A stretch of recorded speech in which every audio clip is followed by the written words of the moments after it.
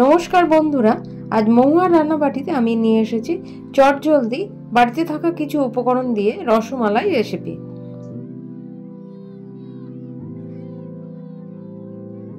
দেখে নেব কিভাবে বানিয়েছি।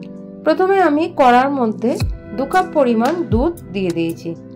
এবার এর মধ্যে 3টে ছোট এলাচ আর 2টো তেজপাতা অ্যাড করে এটাকে দুধটাকে জাল দিয়ে নিয়েছি। এবার দুধটা যখন গরম হয়ে গেছে এর মধ্যে অল্প কাজু আর কিশমিশ অ্যাড করেছি। আর দুধটা ফুটে উঠলে সেটা কমিয়ে দিয়ে এতে 1 কাপ পরিমাণ চিনি অ্যাড করেছি। দুধটা আরও কিছুক্ষণ ফুটতে দিয়েছি। তারপরে একটু কমে এলে তখন এর মধ্যে আমি রসগোল্লাগুলো অ্যাড করে দিচ্ছি। রসগোল্লাগুলো যদিও গুড়ের রসগোল্লা, তাও আমি এই দুধের মধ্যে দিয়ে দিয়েছি। বাড়িতে যদিও গুড়ের রসগোল্লা ছিল, তাই সেগুলোই আমি এখানে ব্যবহার করেছি। এবার দুধটা ভালো করে রসগোল্লার সঙ্গে মিশিয়ে নিচ্ছি।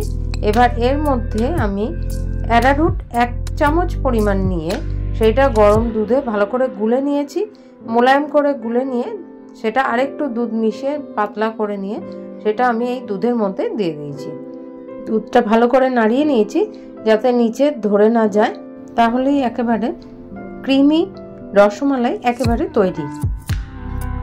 এটা করতে যদিও বেশি সময় লাগলো না, আর চটপট বাড়িতে যদি রসগোল্লা থাকে তাহলে চটপটই এটা তৈরি করে আমরা নিজেরাও খেতে পারি আর লোকজনকেও সার্ভ করতে পারি।